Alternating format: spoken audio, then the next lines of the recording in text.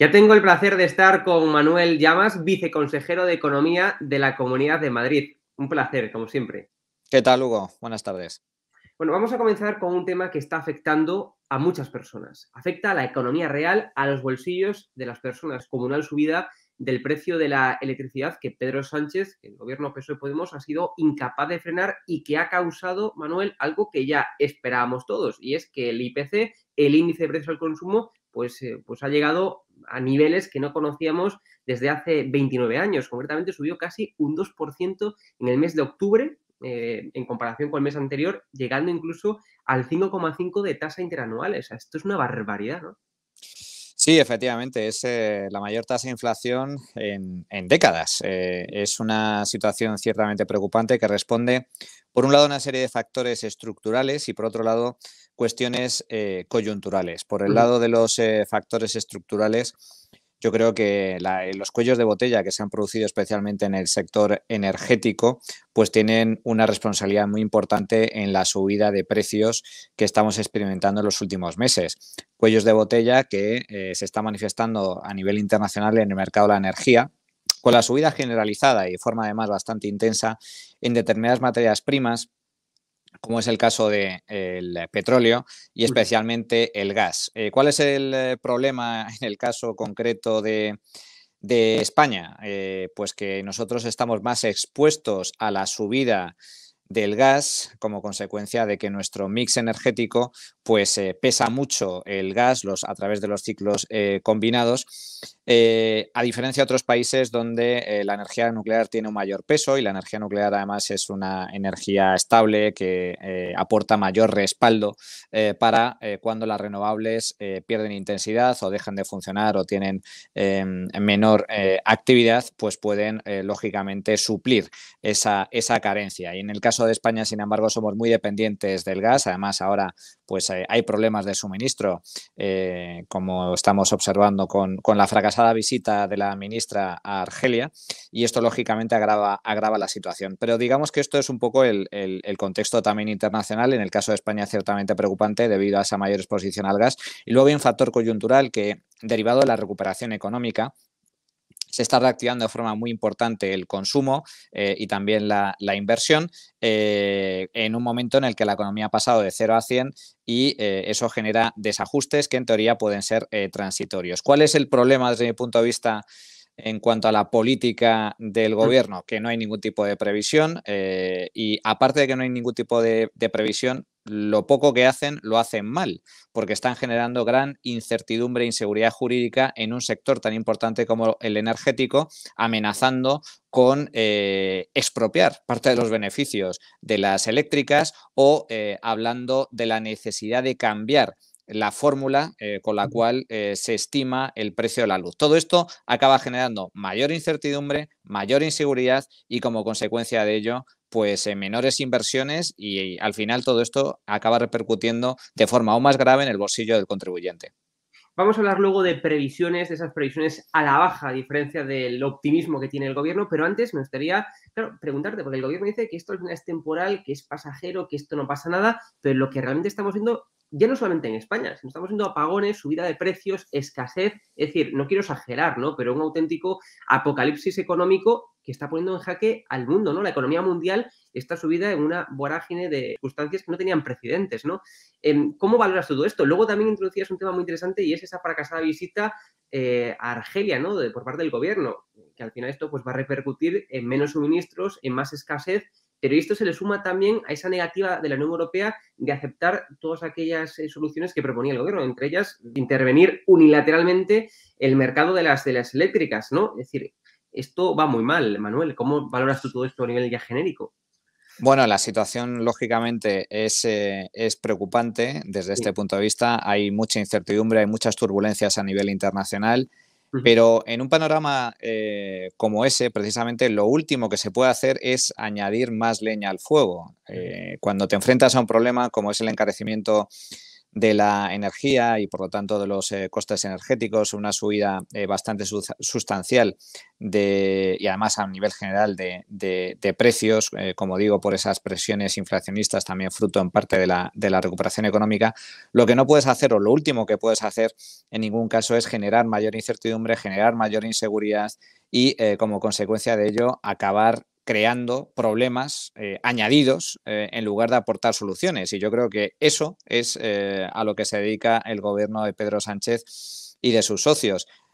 Anunciaron hace escasas semanas que el precio de la luz en ningún caso a cierre de ejercicio iba a subir por encima de un determinado nivel. Yo creo que esas previsiones, una vez más, no se van a cumplir de ninguna de las maneras, pero es que luego, a mayores, acaban amenazando, como digo, a los operadores energéticos, acaban generando mayor inseguridad en un mercado especialmente delicado y además bastante regulado como es el sector de la energía, y todo esto no genera más que nuevos problemas, nuevas tensiones y como consecuencia no contribuyen en nada a la solución, sino que al revés, agrava los problemas que ya existen.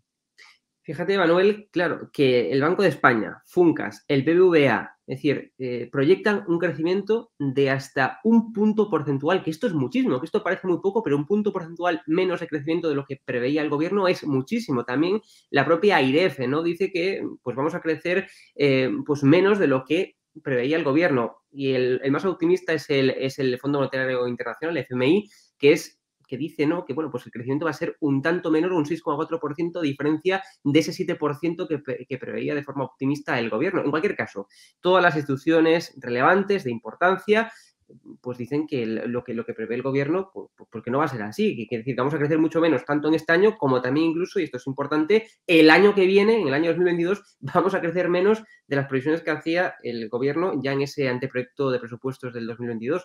Esto es una barbaridad. La verdad es que es difícil errar más como en materia Sí, de previsiones económicas como está increíble. demostrando el gobierno de Pedro Sánchez y en este caso en el ministerio de la señora Calviño.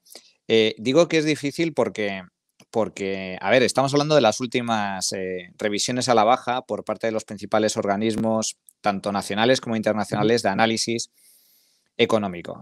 Organismos muy importantes como es el Banco de España, como es el Fondo Monetario Internacional, como son en general todas las firmas de análisis, tanto públicas como privadas.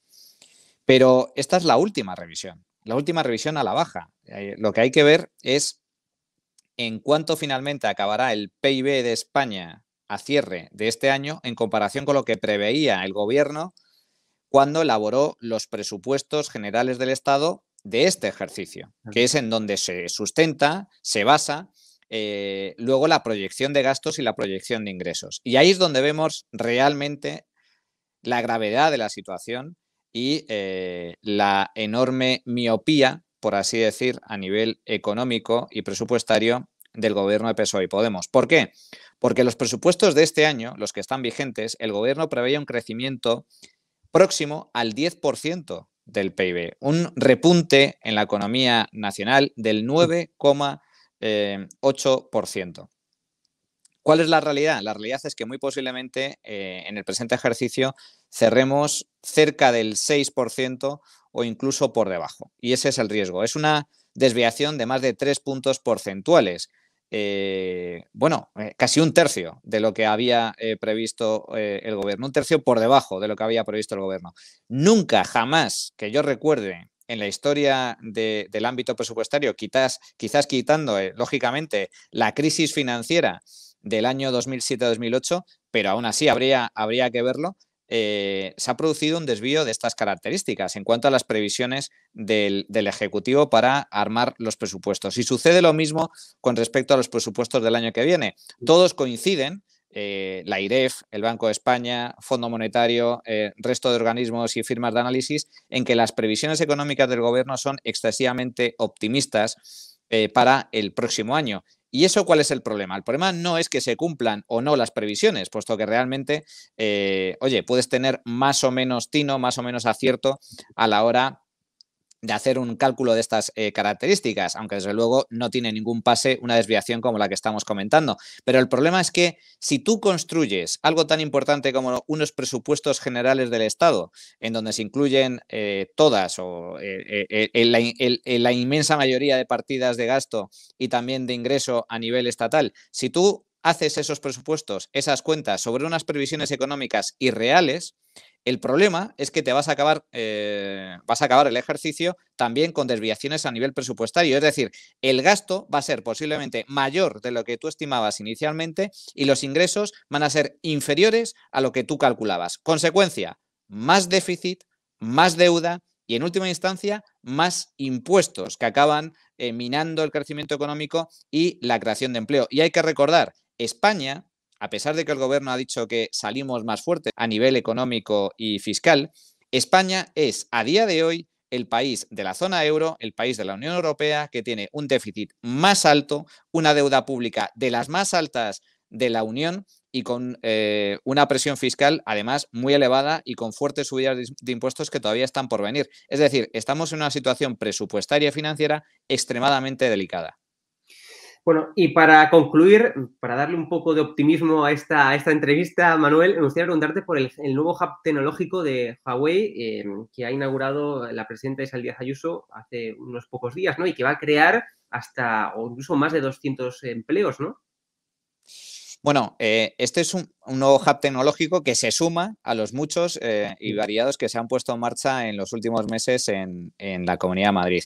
Acabamos de clausurar una feria tecnológica en IFEMA con más de 250 expositores de referencia a nivel internacional con Google, con Microsoft, en donde se demuestra el potencial que tiene la Comunidad de Madrid en cuanto a la industria tecnológica y la economía digital. Lo cierto es que en los últimos meses la Comunidad de Madrid se ha convertido digamos que en una región de referencia para la instalación y la implantación de este tipo de hubs tecnológicos que además generan un alto valor añadido y un empleo de alta calidad. Estamos avanzando en esa materia para seguir atrayendo inversión nacional e inversión extranjera y toda aquella inversión que además tiene este tipo de componente tecnológico y de alto valor añadido propio de la economía digital, pues es más que bienvenido. O sea que estamos encantados de que se instalen este tipo de hubs en la Comunidad de Madrid y los que todavía están por llegar.